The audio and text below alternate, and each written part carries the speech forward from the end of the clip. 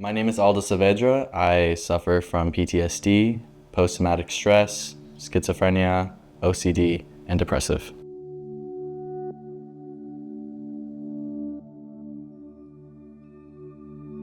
I had a really bad experience where unfortunately I was drugged and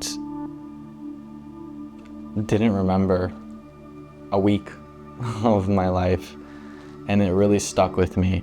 So after moving out, I unfortunately was robbed.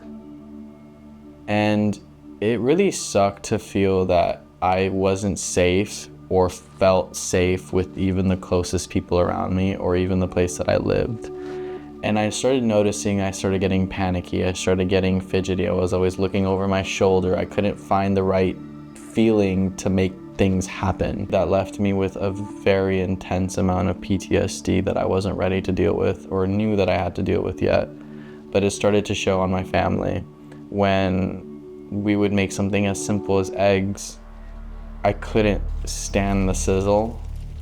I felt like it was gonna blow up, and I flipped an egg and freaked out trying to think that I wasn't safe. When I realized I was, it was already too late. The damage was already done, and everybody thought I was not somebody that was here anymore.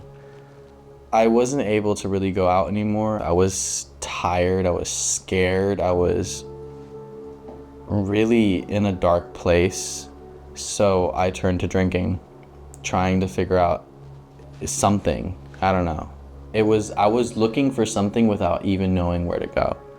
And it was really hard for me to really experience this because at the end of the day, it was so disruptive. It was so out of this world that I couldn't figure out a way to come back to ground. And when I did, it wasn't even me, it was my mom.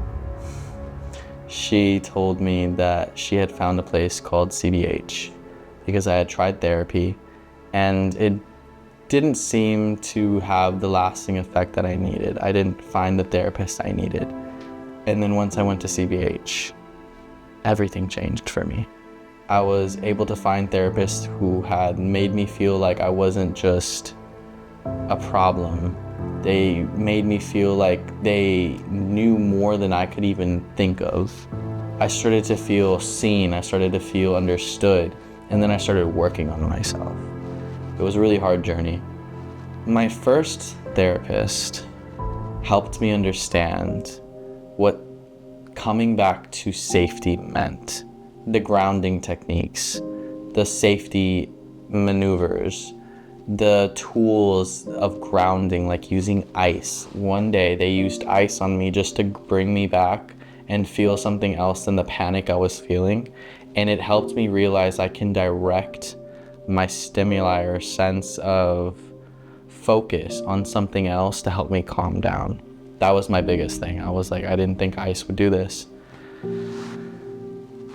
And I had hope, like just a little bit of hope.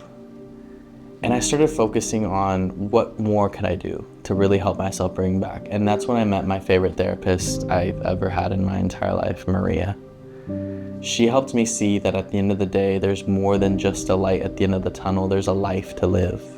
And I can live that life, that you, as who you are capable of so much and can go so far that nothing should stop you. She showed me that. And I'll never be more grateful than I am today because she helped me realize who I really was.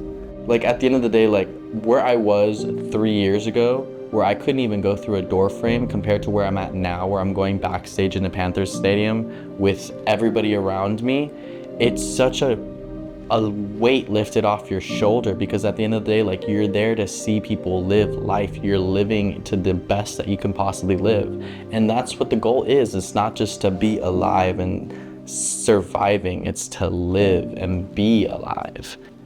So I want to say thank you to a lot of people at CBH because at the end of the day, you helped me and you helped so many people on a daily basis.